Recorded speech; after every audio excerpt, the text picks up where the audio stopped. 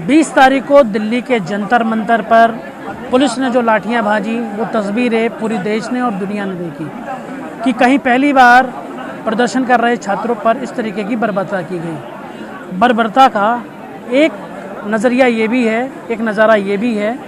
मेरे दाहिने तरफ में दिखाऊंगा, इसी मंच के बगल में जहाँ पर सीजेपी का प्रदर्शन चल रहा है छात्रों के, धर्मेंद्र प्रधान के इस्तीफे की मांग को लेकर के, वहाँ कुछ इस तरीके के जूते और चप्पल रखे हुए हैं। दरअसल ये वो जूते चप्पल हैं जो धरना स्थल पर परसों यानी कि 20 तारीख को पुलिस के लाठीचार्ज के बाद जो यहाँ पर प्रदर्शन करने आए थे, उनके जूते चप्पल छूट गए थे। इस जूते चप्पल को एक प्रतीक के तौर पर यहाँ रखा गया है कि ये लोकतंत्र की हत्या के तौर पर देखते हैं। बहरहाल हम यहाँ पर मौजूद जो उसकी पूरा व्यवस्था देख रहे हैं, हम उनसे बात करेंगे। क्या नाम है सर आपका? मेरा नाम रूपेश यादव है। रूपेश जी, आप लोगों ने सारी व्यवस्था क्या की है? क्यों जूते और चप्पल ये इकट्ठे करके रखे गए हैं? जी, हमने ये इसीलिए रखे हैं, हम पूरा इकट्ठा करके लेके आए क्योंकि हम लोगों को दिखा सकें कि जो बीजेपी के जो गुंडे थे, जो मोदी जी के जो गुंडे थे, जो कि वर्दी के वेश में आए थे, उन्होंने कितनी जो है निर्दयता दिखाई थी। और जब वो मारना शुरू किया तो लोगों को जो है जूते चप्पल पहनने का टाइम भी नहीं मिला। आपने देखे ही होंगे कि सर फूटे, मतलब हाथ टूटे। और ये जो डेमोक्रेसी की जो डेथ हुई थी, उसका एक उदाहरण ये भी है, जिसको हमने नाम दिया था डेथ ऑफ डेमोक्रेसी। संख्या कुछ कम लग रही है, कल तो उस दिन भीड़ तो लाखों की थी। क्या कुछ इसमें ज़रूरतमंद जो यहाँ पर प्रदर्शन में शामिल हुए बच्चे थे, जो नंगे पैर हो गए होंगे उस दिन, कुछ जूते चप्पल वो भी लेके गए, यहाँ से पहन के गए हैं? जी, यहाँ से लगभग जितने आप जूते चप्पल अभी देख रहे हैं, इसके कम से कम 5 से 7 गुना और ज़्यादा थे। और ये सिलसिला जो है कम से कम जब लाठीचार्ज हुआ था ना, उस दौरान के बाद ही हमने इकट्ठे किए। और तब से अभी तक कोई ना कोई बोलता है कि भाई मेरे पास जूते नहीं है तो ले जाओ, मेरे पास चप्पल नहीं है तो ले जाओ। और ऐसा भी नहीं कि वो पैर में ही लेके जा रहा हो, कोई कैसा भी, मतलब बस उसके पैर में जो है फिट हो जाए वो वैसा लेके जाता है। क्योंकि बारिश है, गंदगी है, नंगे पैर, पत्थर और कांटे भी चुभने का डर है ना। बिल्कुल बिल्कुल है। और इसीलिए जो है हम ऐसा भी नहीं कि इसको संचित करके रख रहे हो, ऐसा है कि हमको पता नहीं किसका है, लेकिन लेके सब जा सकते हैं। अब इसीलिए इकट्ठा करके रख दिया, क्योंकि अब अगर इधर उधर हो तो फिर और दिक्कत। इसीलिए हमने सोचा कि भाई एक जगह हम इसको इकट्ठा करके शिफ्ट कर देते हैं, लोग लेके भी जाएंगे, उनकी भी हेल्प हो जाएगी। रुपेश जी, आप करते क्या हैं? मैं यूपीएससी एक्सपेरेंट हूँ और दिल्ली में मैंने कोचिंग की, देन उसके बाद मैं टीचिंग भी करता हूँ। और जी, मूलतः कहाँ के रहने वाले? मैं विदिशा का रहने वाला हूँ। आईएएस बनने का सपना रखवाली जूते चप्पलों की कर रहे हैं, कुछ अजीब नहीं लग रहा है या ऐसा लग रहा है कि नहीं, इस आंदोलन के लिए वाकई हम लोग कुछ कर रहे हैं? नहीं, बिल्कुल आपका जो क्वेश्चन है वो एकदम मतलब अच्छा क्वेश्चन है। मैं वही तो मैं बताने की कोशिश कर रहा हूँ। जो जूता चप्पल पैर में पहनी जाती है और जो लोकतंत्र, जो कि एक सर का ताज मान लिया जाता है, हमने इन दोनों को कनेक्ट किया है। कैसे जो सर्वोच्च सत्ता है, पैर के उदाहरण से हमने वो दिखा दिया कि उसने लोकतंत्र की कैसे हत्या कर दी। ये कनेक्टिविटी हमने जोड़ने का प्रयास किया है। ये जूते चप्पल इस बात का उदाहरण है कि जिस हम उंगली से जो है वोट डालते हैं, उसका उन्होंने क्या हर्ष करके रखा है। खैर वो तो खैर दूसरी बात है कि डालो कहीं भी जाएगा वहीं, वो खैर दूसरा मुद्दा है। लेकिन आप देख सकते, डालो भी कहीं वहीं जाएगा, क्या मतलब ईवीएम पे क्वेश्चन कर रहे हैं क्या? अरे क्यों नहीं, क्यों नहीं, ये तो बहुत अच्छी बात है कि आप सर समझ गए, नहीं तो बहुत से पत्रकार तो समझ नहीं पाते हैं। तो यही है सर कि यही दिखाने की कोशिश। कल हमने देखा विपक्ष भी सड़कों पर था, राहुल गांधी भी सड़क पर उठा लिए गए।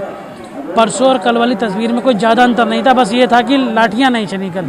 नहीं सर, अगर देखा जाए तो यहाँ जैमर लगे हुए हैं और जब से जो है हम यहीं हैं, हम यहाँ से बाहर नहीं निकल पा रहे और हमारे फ़ोन भी एक्चुअली बंद है और नहीं हम मतलब कांटेक्ट करना भी बड़ा मुश्किल हो रहा है, नेट यहाँ चल नहीं रहा। तो हमको इस बात का, हाँ हमने सुना ज़रूर है कि संसद में हंगामा हुआ है, जो भी है, लेकिन मतलब कि ये, हाँ मतलब कि यही है कि हमको उस बारे में इतना ज़्यादा नॉलेज नहीं है कि हम उसके बारे में कुछ टिप्पणी कर पाएँ या फिर हम कुछ कह पाएँ उसके लिए।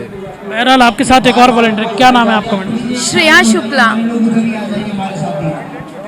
आप कैसे मतलब इस पूरे आंदोलन को सपोर्ट कर रही हैं? मैंने देखा कि लड़कियों को कैसे मारा गया इस सरकार ने इन्होंने हमेशा नारा दिया बेटी बचाओ बेटी पढ़ाओ, और इन्होंने बेटियों का कभी सम्मान नहीं करा। बेटियों के साथ आए दिन आपराधिक घटनाएं होती हैं, उनका कोई सम्मान नहीं है बस।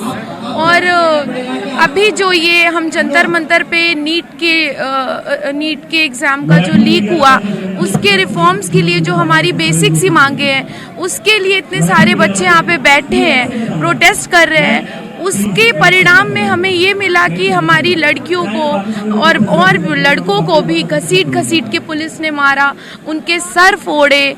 तो बेटी बचाओ बेटी पढ़ाओ लेकिन पेपर आउट कराओ, ये कौन सा तरीका है? मतलब मैं यही समझना चाहता हूँ, क्योंकि आप खुद एक देश की बेटी हैं, आपसे बेहतर जवाब इस पर कोई नहीं दे सकता।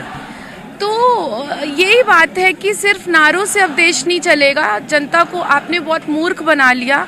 अब आपको चीज़ें ठीक करनी पड़ेंगी, और नहीं तो जनता आपको उखाड़ फेंकेगी। धर्मेंद्र प्रधान का इस्तीफा, लेकिन जो एग्ज़ाम कंडक्ट कराती है वो तो एनडीए कराती है। एनडीए में लगातार 2 साल से हम देख रहे हैं कि जो नीट है, चाहे इसके अलावा कई और भी जो भर्ती परीक्षाएं हैं वो रद्द हो जा रही हैं। क्यों? क्योंकि पेपर आउट हो जा रहा है। आखिर इससे आप लोग तैयारी कर रहे हैं आईएएस की, यूपीएससी की, आपको लगता नहीं कि कहीं ऐसा ना हो कि कभी यूपीएससी का भी पेपर लीक हो जाए? बिल्कुल लगता है। हमारे मन में अब संशय आ गया है, और इस वजह से हम अच्छे से अपनी इस यूपीएससी की पढ़ाई को अच्छे से नहीं कर पा रहे हैं, क्योंकि हमें लग रहा है जब आज नीट का पेपर लीक हो सकता है, नेट का हो सकता है, तो यूपीएससी का भी हो सकता है। सवाल ये कि जब कोई यूपीएससी की तैयारी करता है तो माँ बाप बताते हैं, और हमने भी देखा है कि बड़ा टाइट शेड्यूल होता है, 18 घंटे की पढ़ाई वाला। उन घंटों में से आप निकाल के यहाँ पिछले 2 या 3 दिन से दे रहे हो, कैसे कर पा रहे हो ये सब? क्योंकि हमें अभी ये ज़्यादा ज़रूरी लग रहा है, हमारी प्राथमिकता पे यहाँ आना ज़्यादा है। क्योंकि अगर हम आज यहाँ पे शामिल नहीं हुए तो फिर सही नहीं होगा। साल ड्रॉप हो जाए, लेकिन ये इस तरीके का अगर मुद्दा एक बार हाथ से छिटक गया तो लगता है। हाँ, तो ये वो आईएएस एस्पिरेंट्स हैं जो कि यूपीएससी की तैयारियां कर रहे हैं, लेकिन हैरानी इस बात की है कि ये लोग अपनी तैयारियों में से समय निकालकर इस पूरे आंदोलन में सपोर्ट करने के लिए आए हैं। वजह यही है कि ये चाहते हैं कहीं ऐसा ना हो कि जिस एग्ज़ाम की तैयारी यूपीएससी की कर रहे हैं, कभी उसका भी पेपर लीक हो जाए या फिर वो भी सवालों के घेरे में आ जाए। हालांकि सवालों के घेरे में अभी भी कई बार जो एस्पिरेंट्स सेलेक्ट नहीं होते, वो बार बार यूपीएससी के जो तौर तरीके हैं, जो उनका क्राइटेरिया है, उसको लेकर के सवाल उठाते थे। आप कुछ कहने वाले थे? सर, आपने जो ये क्वेश्चन पूछा था बेटी बचाओ बेटी पढ़ाओ, तो आपने एक जो है प्रधानमंत्री के मुंह से जो जबान फिसल गई थी और वो काफ़ी चर्चित भी हुई थी कि बेटी पढ़ाओ बेटी पटाओ, ये उन्हीं का शब्द है जो मैंने बोला है। चलिए, वो तो स्लिप ऑफ टंग होगा, वो जो भी था, लेकिन आप एक बात याद रखिए, जो गलती थी वो कैसे सच हो गई। मतलब मेरे कहने का मतलब देखिए कि बेटियों के बलात्कार होते हैं, अभी तक तो नहीं बचा पाए। टीका टिप्पणी होती हैं, अभी तक तो नहीं बचा पाए, अभी तक तो नहीं बचा पाए। मतलब जो भी मुद्दे रहे हैं, मोदी गवर्नमेंट उसमें फेल हुई है। एक में पास हुई है, किस बात में पास? अंबानी और अडानी जी को बढ़ाने में, बस इसमें पास हुई है। इन्होंने कहा था अच्छे दिन आएंगे, आज तक कभी अच्छे दिन नहीं आए। इन्होंने कहा था कि पेट्रोल का रेट सस्ता होगा, आज तक नहीं हुआ। कहने का मतलब ये है कि ये तो हमारी एक मांग है जो कि हमारा अधिकार है, right to education, this is my, हमारा फंडामेंटल अधिकार है।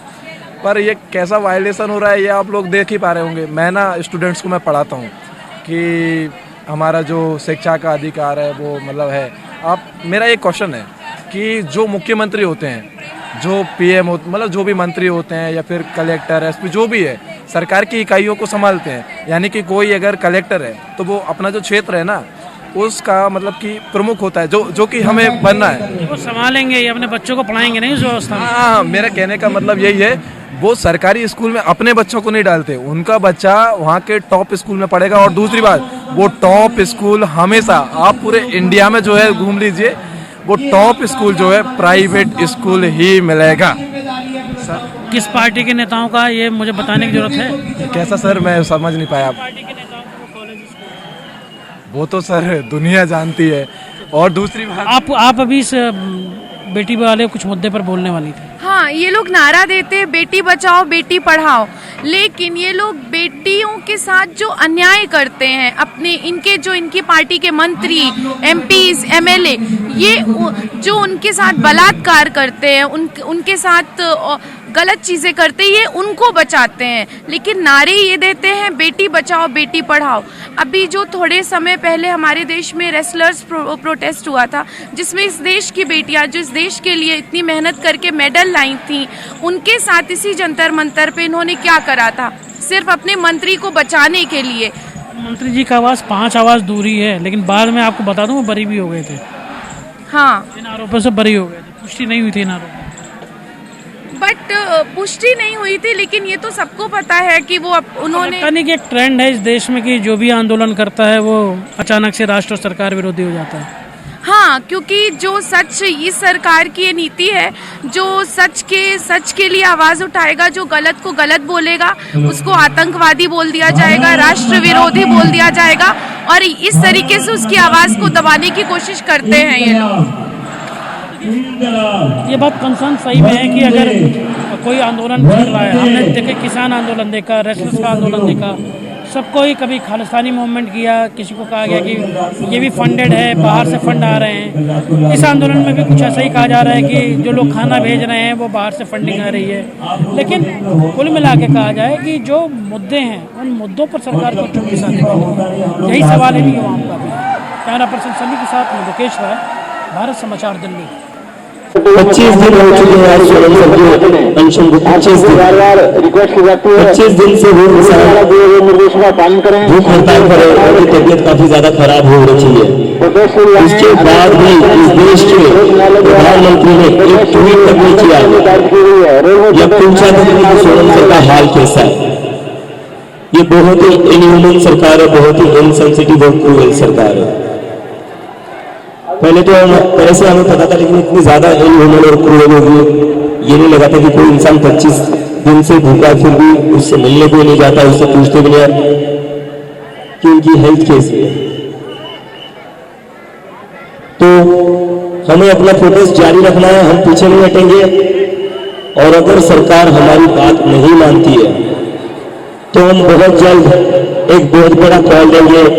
और जो 20 जुलाई को भीड़ थी वो तो ट्रेलर था, वो ट्रेलर था।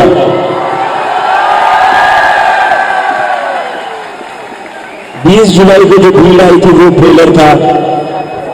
सरकार से रिक्वेस्ट है, बात मान लीजिए, इतना अहंकार ठीक नहीं है। किस बात का अहंकार है आपको? हमारे वोट से आप बैठे हुए हो वहां पर, वरना क्या करते? तो अपना अहंकार छोड़ दीजिए, बात मान लीजिए। अगर आप बात नहीं मानोगे तो पूरे देश में आंदोलन होगा, सिर्फ दिल्ली में नहीं होगा, पूरे देश में आंदोलन होगा।